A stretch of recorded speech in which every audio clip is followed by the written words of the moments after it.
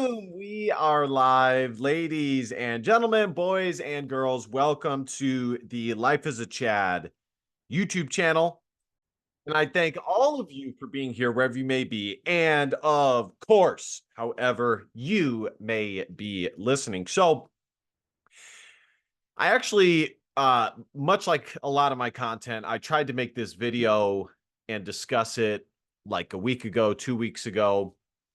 I did some car ride rants doing it. I really got to get a better phone because my phone just runs out of storage. My personal phone is a flip phone, but I do kind of like a shady person have two phones, but my primary phone is a flip phone because I try to limit my smart technology usage. But to be honest, guys, in the end, if you want to be a productive person, you do end up using and needing to use smart technology quite often. And really, it comes down to, for the most part, the tool itself is not evil. It's how you utilize and use the tool. So, anyways, I recorded it a few times, this topic, but every single time something happened and I didn't end up posting it. And I'm glad it worked out the way it did because this person ended up discussing this on the whatever podcast. And so it worked out. And so we're going to listen to what she has to say about it. And then I am going to expound and give my thoughts on what she says and just about the topic in general. Probably not specifically about her as much as a more meta conversation about some of the principles deviating from it. So, what sparked this in the first place was me doing a video on Lauren Chen. Well, not specifically on Lauren Chen. It was a video reacting to uh, a podcast, Tim Pool, on like Nanette or whatever the fuck it's called, like some media company that has some alternative media personalities on it.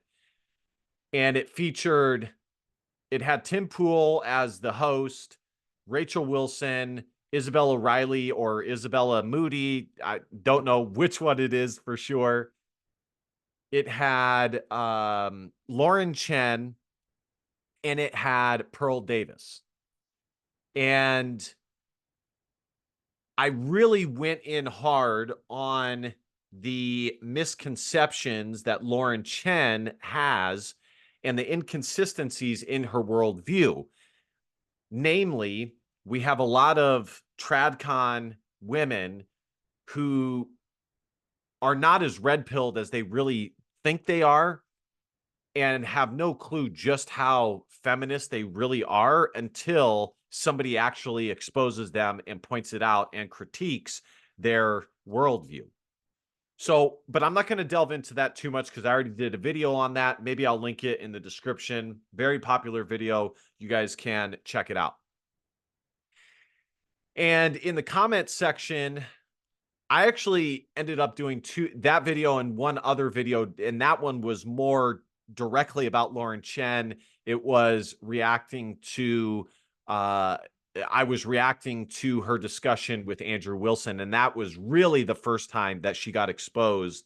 Her TradCon worldview got exposed. And honestly, guys, saying maybe that's not even fully correct. It's more so that a lot of these Christian conservatives or self-proclaiming Christian conservatives are not fully red-pilled and aware of current reality, especially when it comes to interpersonal dynamics, intersexual dynamics. And two, they haven't had anybody push back on their worldview enough on that particular issue for them to take that particular topic to its logical conclusion. And that's why debating is so important. And Andrew Wilson says this because it is important for your worldview to be hashed out and gone through so you can really get down to the nitty gritty and refine it and sharpen it. And you can really only do that if the most important thing to you is truth and having a consistent worldview.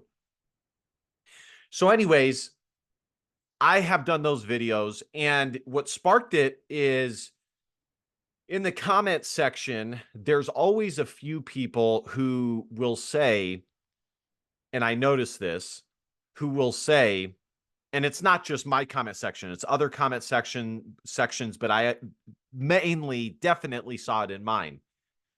They will say, well, why didn't you go in on Rachel Wilson? Because she's had kids with 2 other men and she's been with 2 other men and she's not very red-pilled.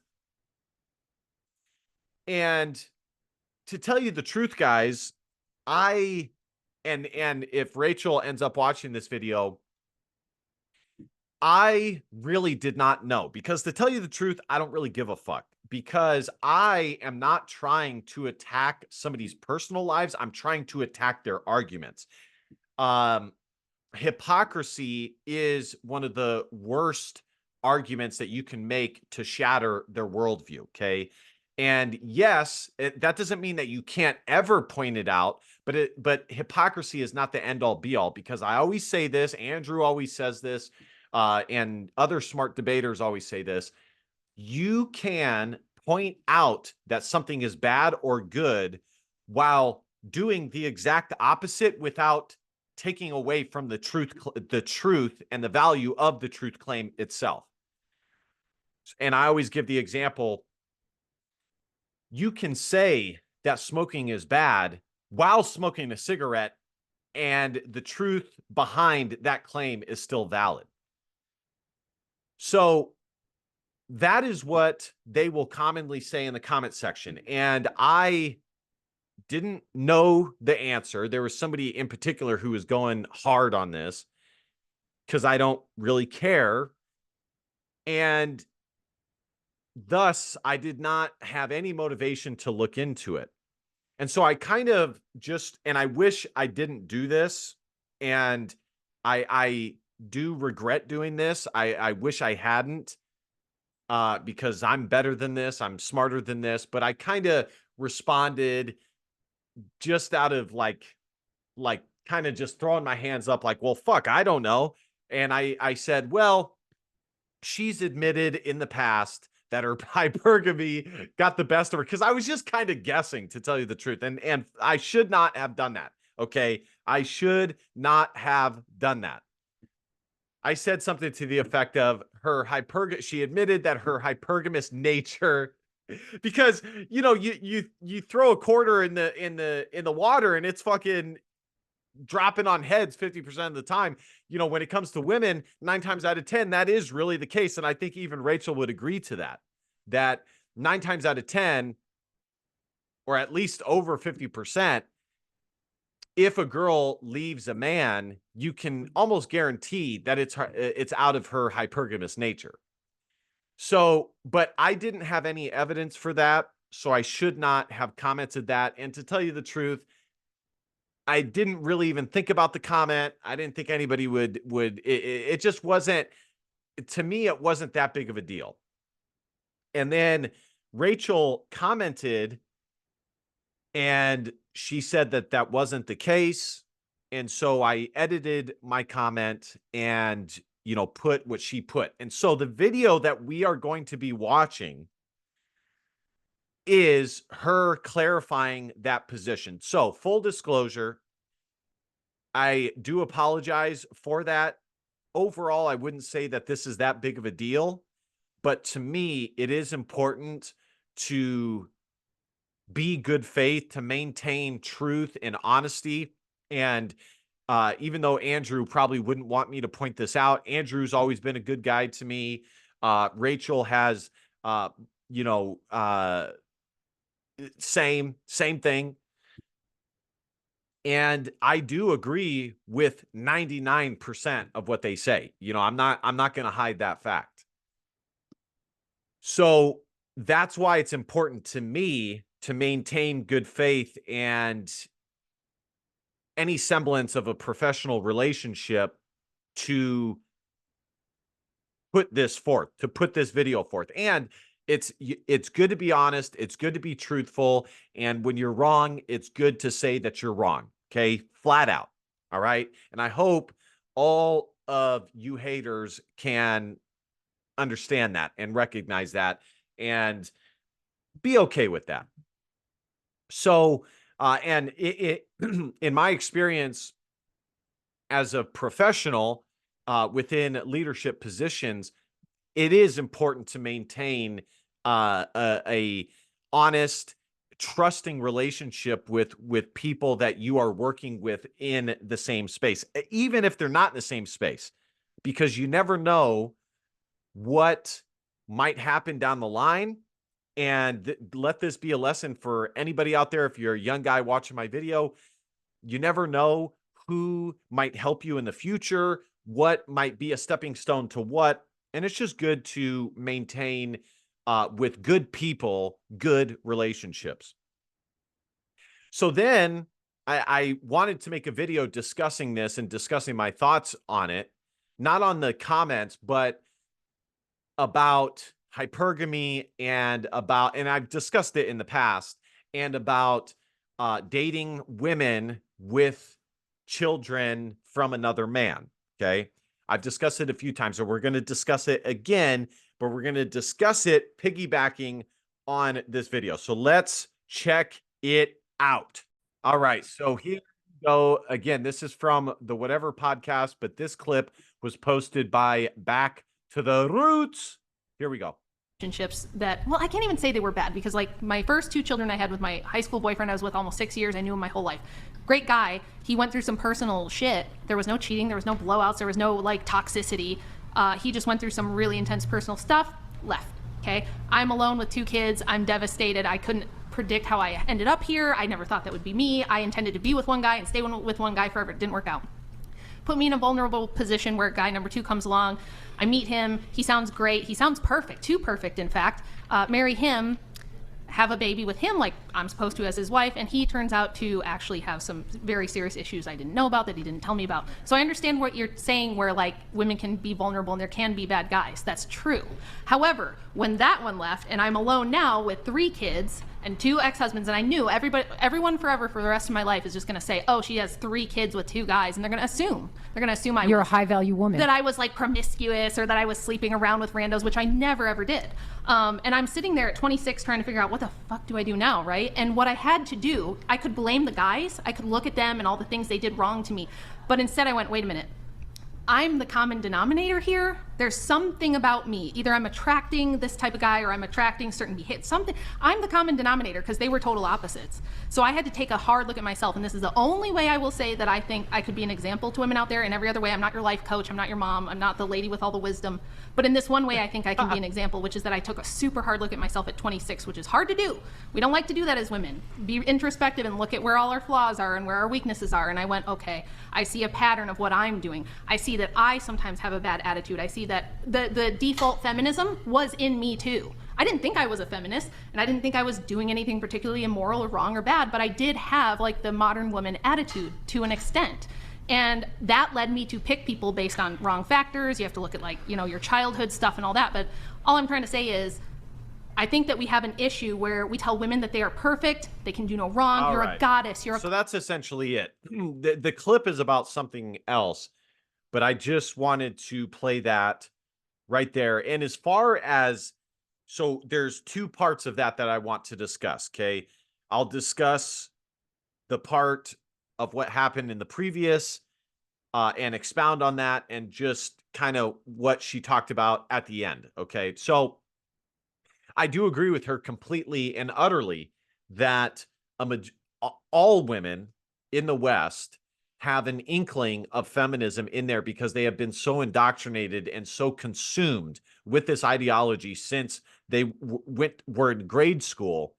And the only way for them not to have that is to realize it and to shed it. And even still, it takes time to get that out of their system. And I also agree completely that it's difficult for women to admit fault. As men know this all too well, how rare it is to have a woman say that they were wrong. I'm sorry, I was wrong. Or to admit any sort of fault or wrongdoing or deficiencies of any kind. Now let's talk about the other part of what she said. So that is her explanation. Really, I don't need to discuss it because that's her own thing, and that's good to know, and let it be known that that is what she had going on. Okay. So what are my thoughts? And that's fine. That to me is understandable. And as far as her part in all of this, she takes responsibility for her selection process of men and picking, even though they ultimately were the ones who got up and bounced, she ultimately still did choose and select those two men, and she had to do some introspection there, which is definitely a hard thing to do. So what are my thoughts? And so we'll leave that there. Like I said, I don't want or care to discuss that in particular, her personal business on any great length or level. So what do I think of marrying a woman with kids from another man? Well, I've discussed this in previous videos. 9 times out of 10, maybe 8 times out of 10, I definitely think it's a major red flag that needs to be considered. Okay. And there are exceptions. I think Rachel would agree that she's the exception rather than the norm. But regardless, it is a red flag. And some of the drawbacks to being with a woman who has kids from other men is if the man is still in the picture, they will never look at you as their father. You will be required to have all the responsibility without the authority of a full-blood father of those biological father of those children.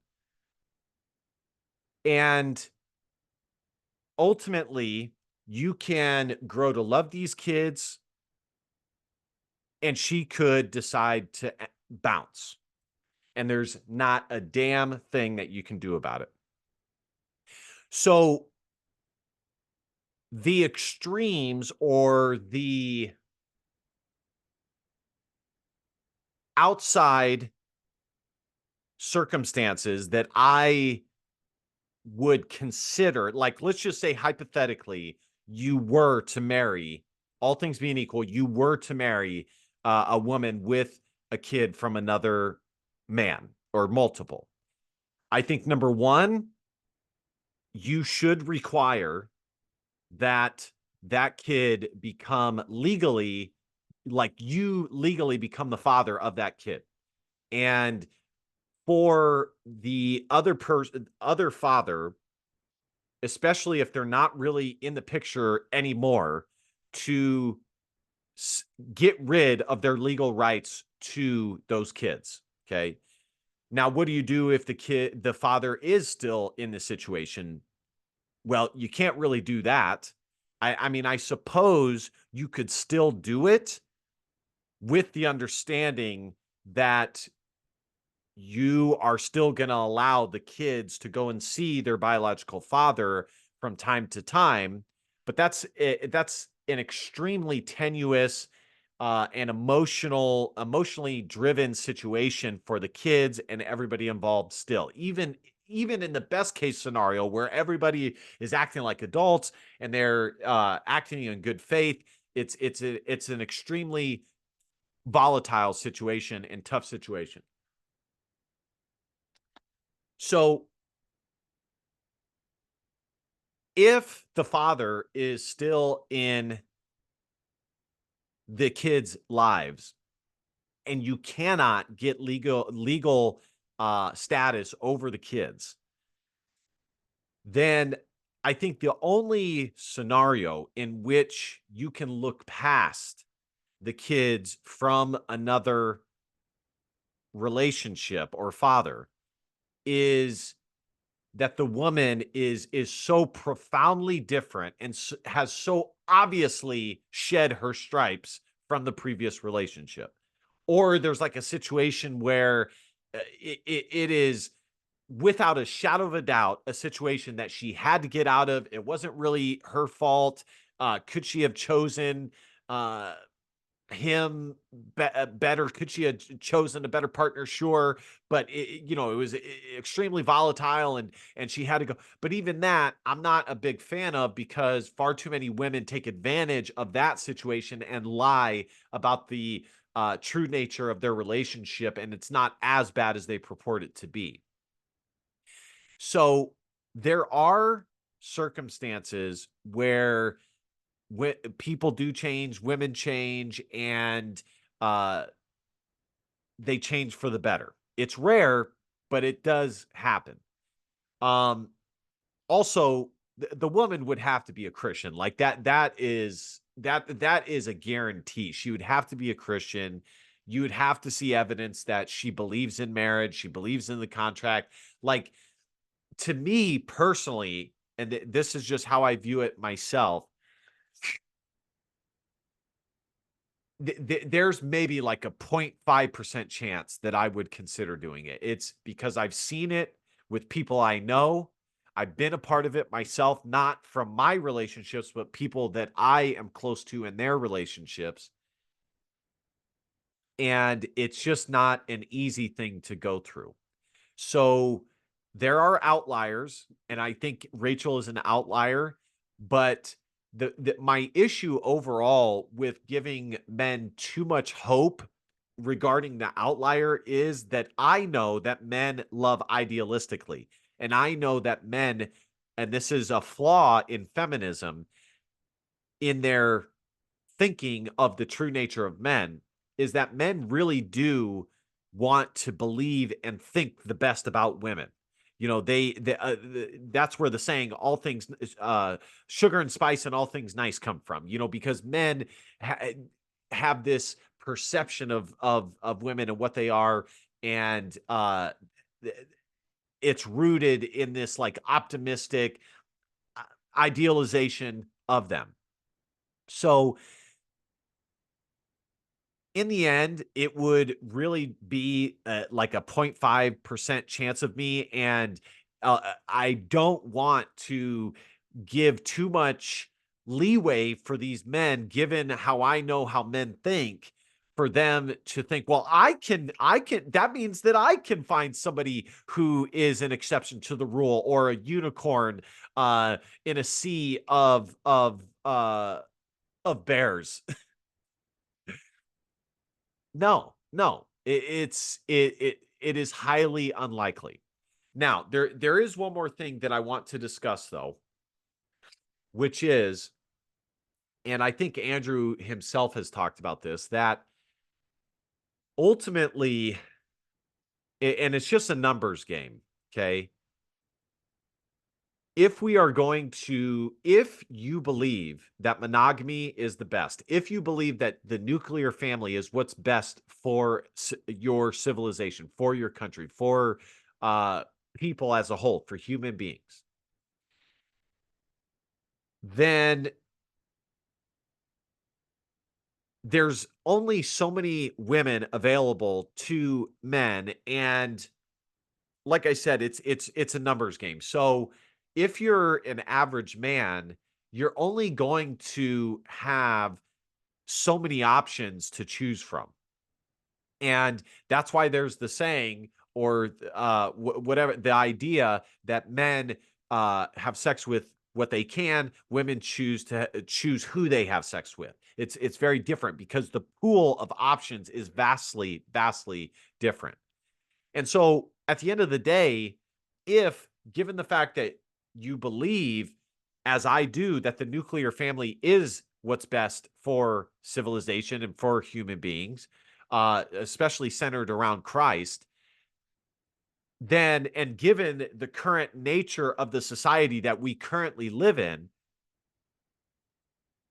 some men are going to have to bite the bullet, and some men are going to have to wife up some of these women, especially if they want to get married soon, within the next couple of years or so, they're going to have to bite the bullet and marry some of these women who do have kids from other women. Now, they could also wait and wait and wait, because men can have children until the day they die, and age is not necessarily a huge factor for men on the dating market. So they could wait and increase their status and influence and sexual market value, SMV, and choose a younger woman without kids from another relationship. But I don't think that that's realistic. Men can be impulsive, and really think with their little head rather than their big head. So so I don't know how realistic that is. So anyways, that's kind of my thoughts on it. But the last thing I want to say is that as a Christian, I do think that we should have a certain leeway, well, not leeway, but a certain amount of grace that is afforded to people. That doesn't mean that somebody's past does not matter at all. Like, as you guys know, I'm not big on that. As we have seen in Con Inc. with Nala, and how all of them are just welcoming her, despite her past, into these places that 99% of men would never be afforded the right to be in some of these rooms. But you should have grace to the point of giving somebody a chance to hear them out, to the point of being able to assess whether this is like 99% of single mothers with kids from other marriages, and the same mindset and same behavior and same attitude and all that stuff, and the reasoning why they're no longer with the man who sired the kids that woman has. Or are they truly different, and did they truly go through a situation that is unique and different, and doesn't necessarily speak upon her as and her ability to be a wife and a mother? So, because at the end of the day, those two things are the most important when assessing a woman, and especially if you're marriage minded. How is she going to be as a mother, and how is she going to be as a wife?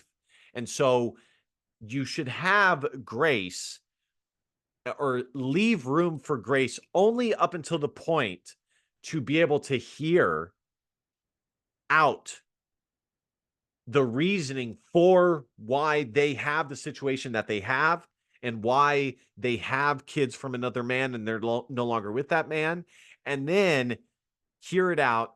And if it is sufficient, if it is a unique situation, then maybe proceed.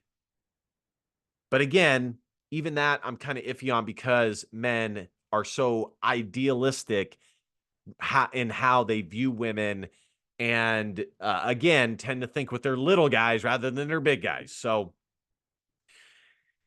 that is pretty much that. Hopefully that made a little bit of sense. This is kind of a tough video to do, because it is a somewhat sensitive topic, and I want to be super respectful to Rachel. I don't want to put any shade towards her and her situation at all. Her and Andrew are great. And again, I totally fucked up in my comment and saying that she was hypergamous. I was wrong. I shouldn't have commented that. But you live and you learn. You live and you learn, and that's that. So but it doesn't change my mind too much on the red flag that is 99% of the time a woman with kids from another man. So let me know what you guys think in the comment section. Like, comment, share, subscribe. And last but not least, DBAP, don't be a pussy willow, factual feelings, because your feelings just don't matter. Love you, kings. See you guys next time. Christ is king. Peace.